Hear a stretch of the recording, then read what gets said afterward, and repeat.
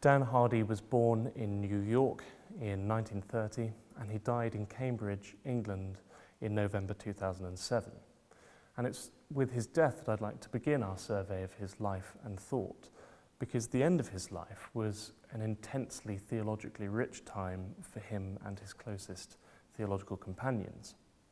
In May 2007, Hardy was diagnosed with an aggressive brain tumour, and he was forced to give up writing what would have been his magnum opus, a book for Cambridge University Press on theology, society, and the church. But Hardy took the difficult decision to devote a significant portion of his final months trying to capture the essence of his thought in conversation with his daughter, the priest and psychotherapist Deborah Hardy Ford, his son-in-law, the Anglican theologian David Ford, and his friend, the Jewish philosopher-theologian Peter Oakes. The result of those parting conversations was the production of a truly remarkable and deeply moving, posthumously published book called Wording a Radiance. Shortly before his diagnosis, Hardy had been on a pilgrimage to Jerusalem, and in Wording a Radiance, he reinterprets that experience, as well as his ecclesiology, in light of his pilgrimage into death. What he produces is an exhilarating vision of God's deep relation to all parts of creation. That work captures the spirit of Hardy's life and thought in both its form and content. It's a stunningly original, almost mystical piece of ecclesial theology, but it represents only a tantalizing fragment of his kaleidoscopic imagination, and the reader's left wanting more of Dan and more of God. It's as if he spent a lifetime in conversation trying to name a radiance that simply defies adequate expression, and which he could experience in prayer, but couldn't capture on paper. Indeed, like his great hero, Samuel Taylor Coleridge, Hardy struggled to express his thoughts about God in a way that he was ever really satisfied with, and he published relatively little for someone of his prodigious intellect.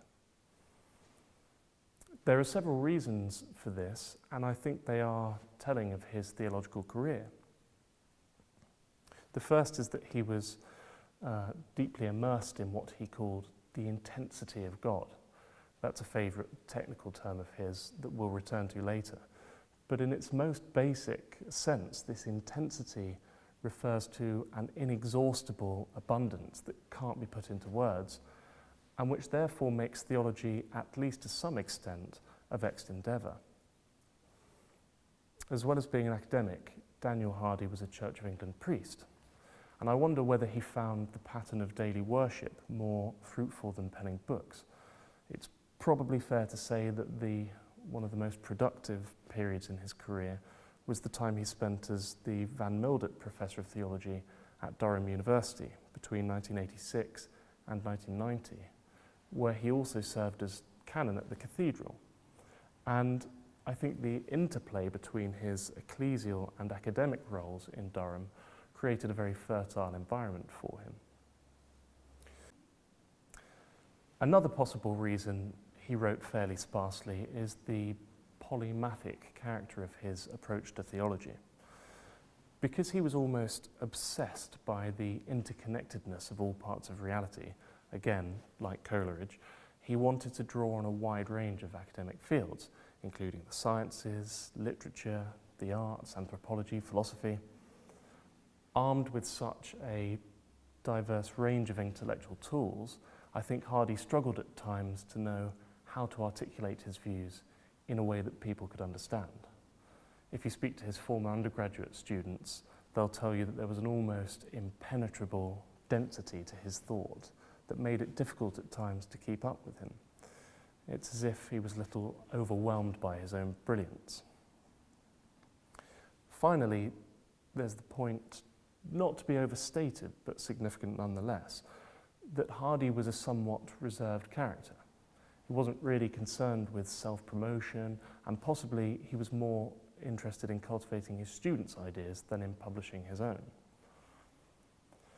And he had suffered a setback as a student in Oxford in the 1960s when his doctoral thesis was failed by a faculty heavily influenced by positivist philosophy and therefore deeply at odds with his own approach. But if that experience stymied his own confidence to some extent, it was nevertheless fruitful because, as a consequence of that struggle, I think he offers a new generation of theologians some wonderful resources for moving beyond what he called the wasteland of positivism, which still plagues much theology today. That response to his time in Oxford characterises Dan Hardy's theology rather well, actually.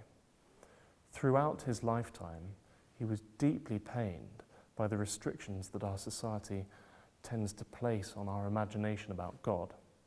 And he tried to diagnose how these unhelpful ways of thinking about God arise and how we can move beyond them. So there's a critical and a reparative tone to his thought, and for that reason it's helpful to think of him, as Peter Oakes suggests in his book Another Reformation, as a British post-liberal theologian. Post-liberalism is a bit of a catch-all term that can't easily be defined, but there are several typical features of it that ring true in terms of Hardy's project.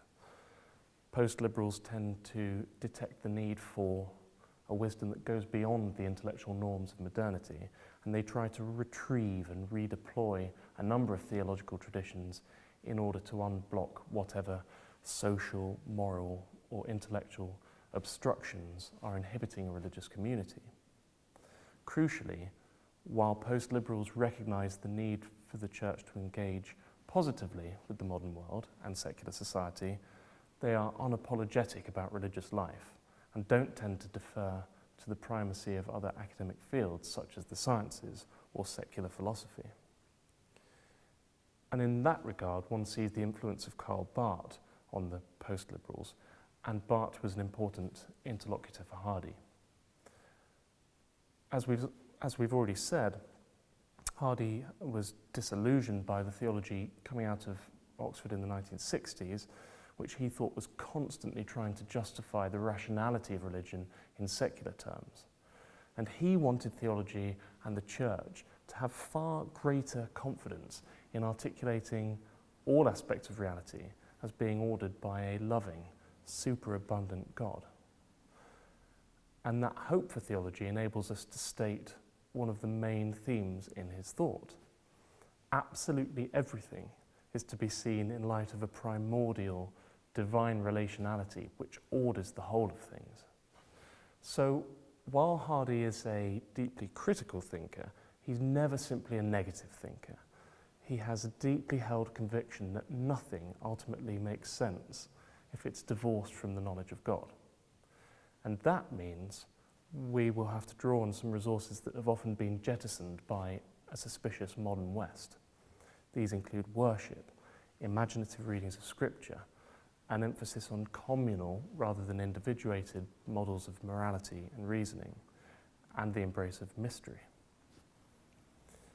In his book Found Theology, the Anglican theologian Ben Quash observes that what Hardy learns from Barth is a concern to identify what he calls the operative conditions for everything in creation.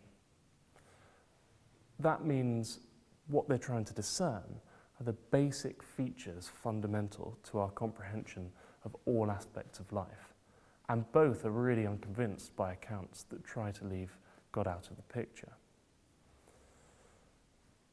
One area where Hardy's British post-liberalism departs from Barth's Swiss Reformed method is in his attitude towards natural theology. This is the idea that God can be discerned in and through various patterns within the created order. Barth famously rejected all forms of natural theology. Given his intellectual and social context in Germany in the first half of the 20th century, he was understandably nervous about the risk of domesticating the transcendent. Barth wanted above all to affirm the sovereignty or freedom of God over against all attempts to identify the divine as just another object of human culture and comprehension. Such tendencies in theology risked using God to prop up various dangerous ideologies. Like Barth, Hardy also wanted absolutely to insist upon the divine initiative and grace in our accounts of being and knowing. But in his work, unlike in Barth's, there's no sense of competition between nature and grace. And in his book, God's Ways with the World, amongst other places, he argues that creative engagements with science will provide the theologian with a range of resources to explore those divine operative conditions. In particular, Hardy was fascinated by quantum mechanics because he felt that contemporary advances in physics beyond classical mechanics were analogous to the sorts of changes that needed to occur in Christian theology if it's to get the measure of a dynamic and infinitely mysterious living God. The classical Newtonian view of the cosmos, that in many ways has come to define the modern imagination, is based on reductionism, materialism, and determinism.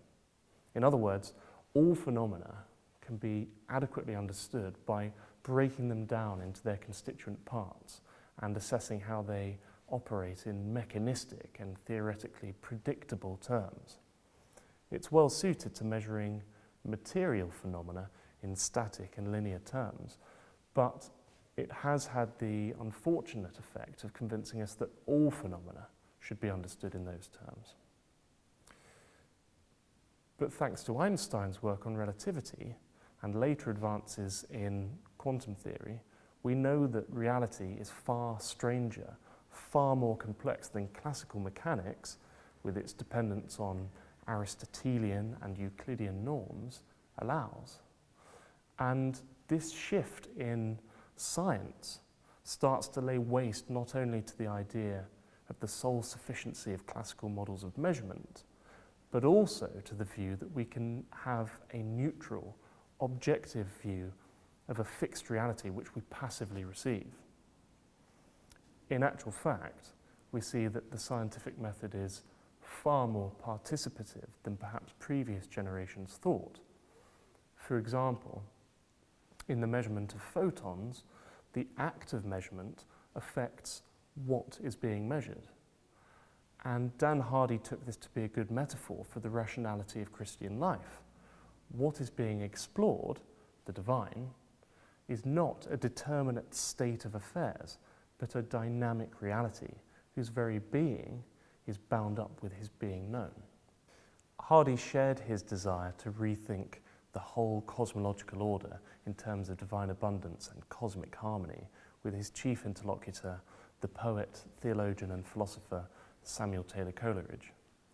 In both Coleridge and Hardy's writings, there's a really deep integration between thought and life. Theology and philosophy aren't supposed to be abstract academic affairs, even if at times both write with a conceptual density that's quite inaccessible.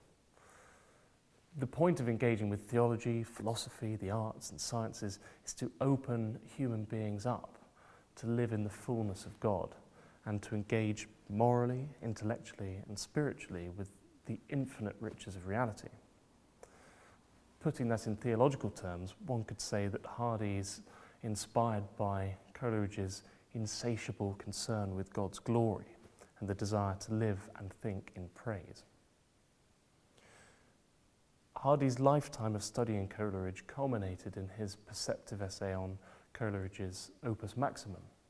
And what's particularly noteworthy is how many of his own concerns shine through as he tries to do justice to Coleridge. He says that the overarching aim of Coleridge's work is to discover the order of all things in relation to their source in God, and thus to recover what it is for them to be formed in their fullness by reference to the purposes of God. Now, you could not ask for a more apt summary of Hardy's own theological project, and there's a good deal of autobiography when he comments that since Coleridge wanted to explain the mutual implication of all things, he never knew enough to be finished. So like Coleridge, Hardy thought holistically. he felt that it was a consequence of various sorts of reductionism in modernity that we seek to explain things within a very narrow frame of reference.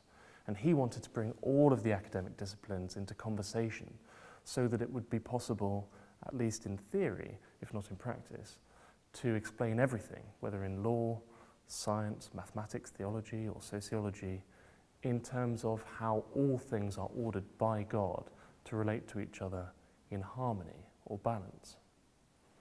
Hardy coins some very abstract terminology in order to unpack this vision of a divine abundance, which can be tricky to translate, but it's worth taking some time to explore the concepts central to his theology. One of the most prominent concepts in Hardy's work is abduction.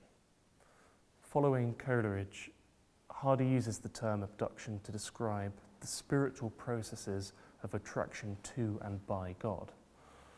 It refers to our capacity to turn away from self-engagement back to our primordial attraction to God and others as we find ourselves being caught up in God's reality. And abduction is rational, affective, that means to do with our desires, and redemptive, so it involves the whole person. It's a conceptual way of describing what John calls being led by the Spirit into all the truth, and what St. Paul calls being drawn into the fullness of Him who fills all in all. Abduction has a double aspect, what we might call its soteriological and epistemological dimensions. In other words, it has to do with salvation and with understanding. And as we'll see, these are in fact two sides of a coin. Soteriologically, abduction names a community's loss of self-attraction. It's the personal and communal transformation of identities through ever-deepening participation in God's love. This process of transformation intensifies through worship, service, acts of healing, and prophetic witness. It's God drawing communities deeper and deeper into the service of His ways with the world. The primary expression of abduction for Dan Hardy is the Eucharist. What is the Eucharist? It's an act of shared worship through which a community is immersed in God's most intense act of self-identification, His decision to make Himself vulnerable to humanity on the cross, to liberate them, and to draw them into the drama of His holiness.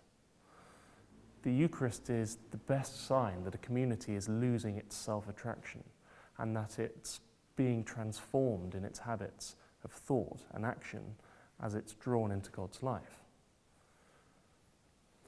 Epistemologically speaking, abduction is the concomitant process of inquiry that describes such transformations. It's the cognitive and affective recognition of the divine rationality that underpins all aspects of reality. Hardy is certainly aware of the use of the term abduction in modern philosophy, especially in the pragmatism of Charles Sanders Peirce, as the mode of reasoning distinct from but resourcing induction and deduction, that allows for the generation of best possible explanations in the face of the unknown. When we're unable to draw a conclusion which we know to be necessary using deductive inference, or when a state of affairs can't be inferred from direct perception using induction, one's forced to speculate about what might be the best explanatory ground for the case at hand. In Hardy's pneumatological philosophy, abductions are, to use Peter Oakes' phrase, probable, non-necessary, but testable observations about the characteristics of spirit as ground and presupposition of our actions. Taken as a whole, abduction is about the knowledge of God, but it doesn't entail simply discovering facts or information about God. Rather, abduction is deeply participative. Our attraction towards God and towards our neighbours, and our rational capacity to discern God as the source and goal of that movement, takes place in and through God's triune dynamics. That might well sound circular and therefore illogical to secular ears. How can life in God be the ground and source of our knowledge of God? Hardy's response, I think, would be twofold. First, he often insists that God is God's own measure. You'll search in vain for a neutral standpoint from which to make up your mind about him in advance, so to speak. If God is the source and goal of all being, the very possibility of all knowing, it would of necessity be impossible to do our thinking about God in isolation from him. And that leads to a second point. Hardy thinks that it's one of the most problematic myths of many modern epistemologies that knowledge consists of individuals discovering indubitable facts through a process of disinterested introspection. And he thinks it's particularly pernicious for many modern philosophers to suggest matter-of-factly that this is the objective and sufficient account of knowing that everyone has to sign up to. Such accounts of knowledge have their place, of course, but they're severely impoverished because they decide in advance what reality must be like, along naturalistic and ultra-cautious guidelines. Only propositions that are self-evidently true or directly observable are deemed to be believable. On this account, all talk about God is a priori off the table, because God's reality, by definition, transcends the boundaries that these philosophers have placed on reason. There's no place here for the embrace of mystery or for the daring let-go of faith that transforms our imaginations and allows us to praise an unfathomably abundant reality in community.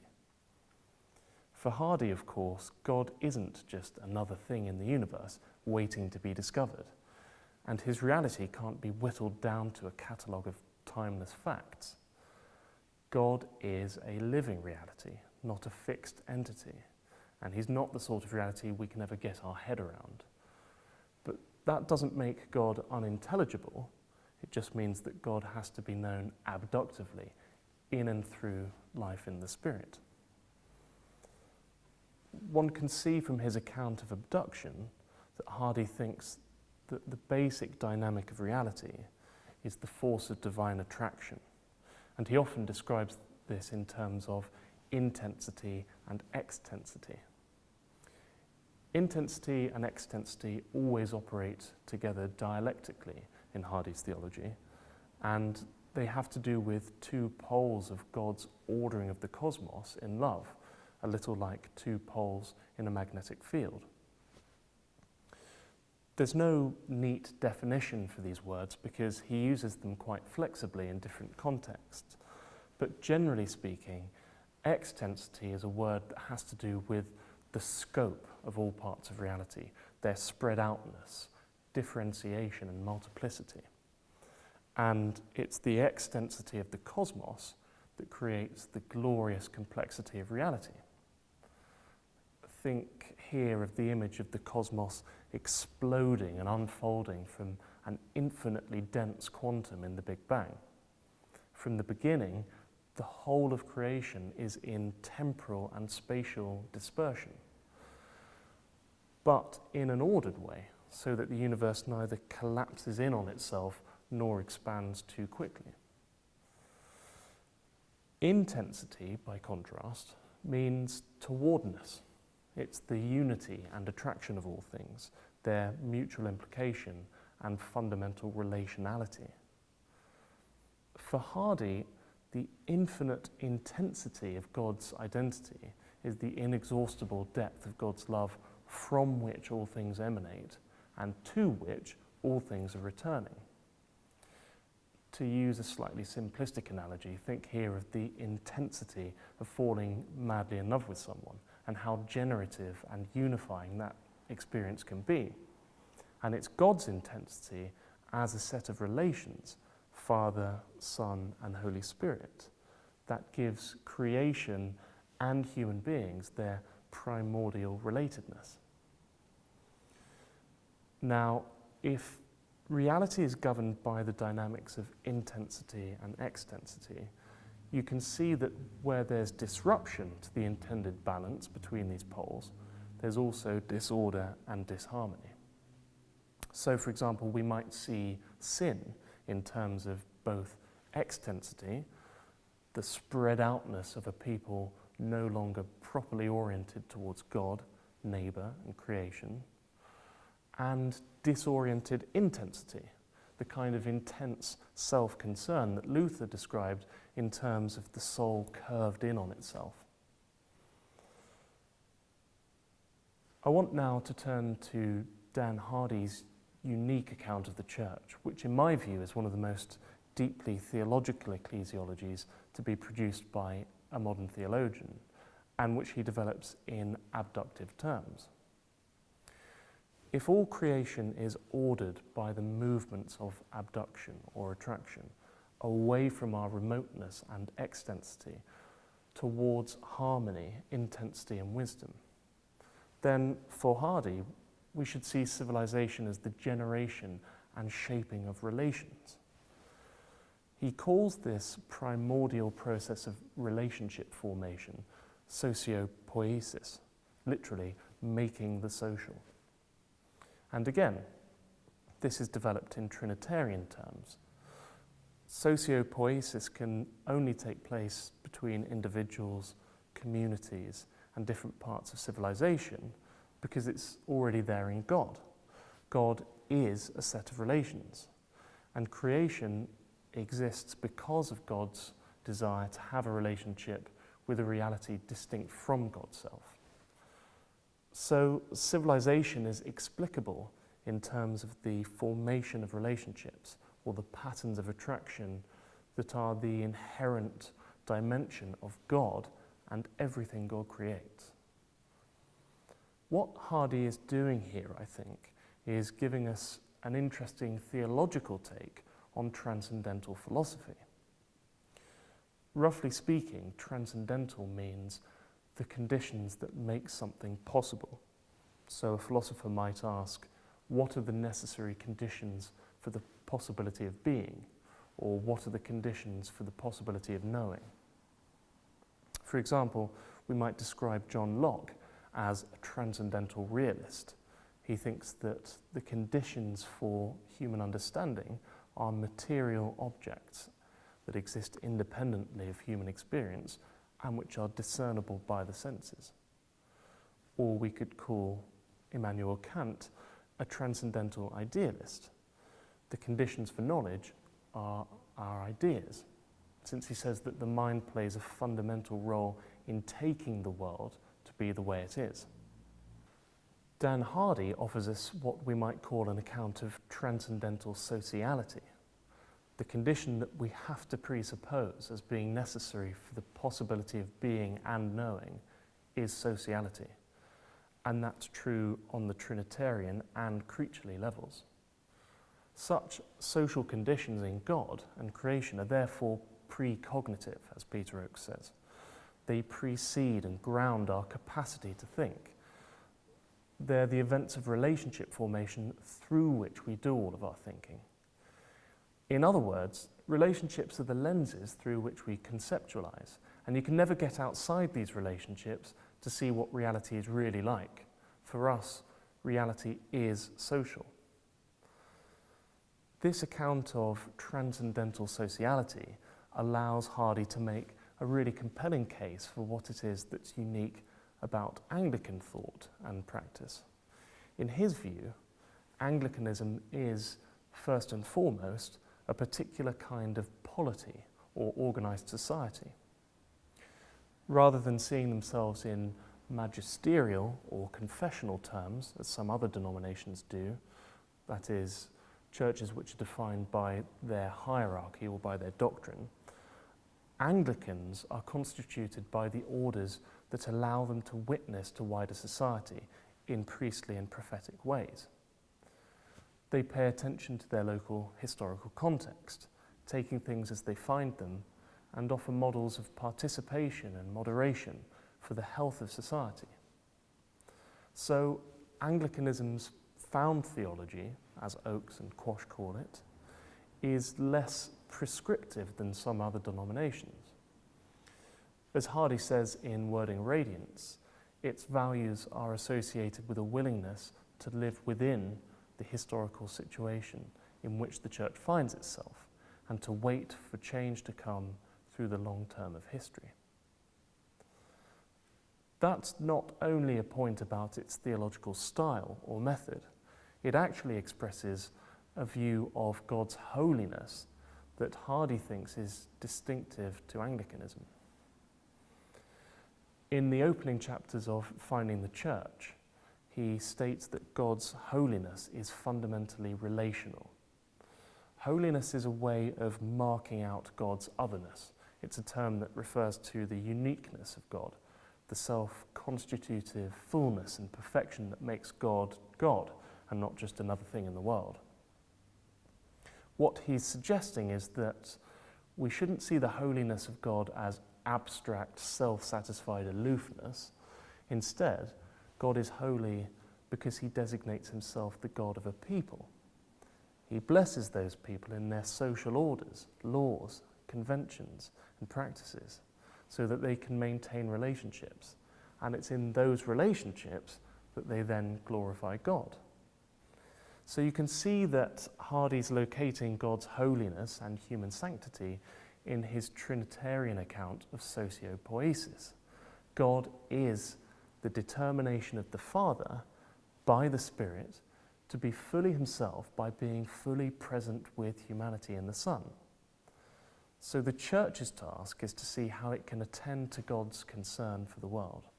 It should come as no surprise then that he lamented the tendency in much theology to view forms of practice, ecclesial, liturgical, and ethical, as secondary to questions of belief and theology.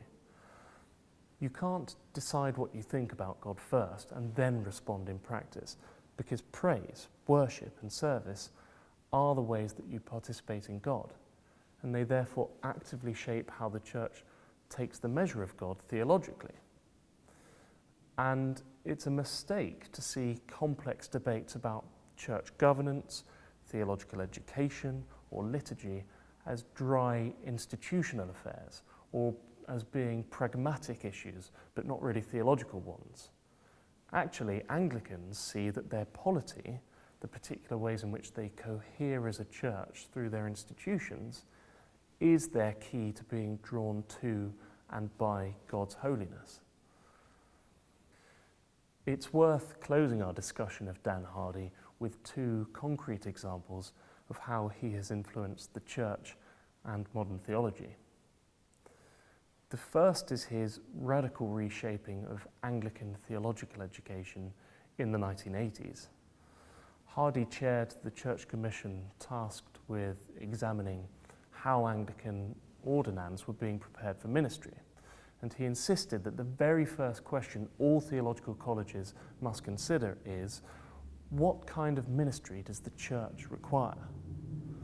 It's a disarmingly simple question, but it was an amazingly powerful one because it decentralized the training of priests and invited each and every college to take seriously their responsibility to provide a theological rationale for their programs.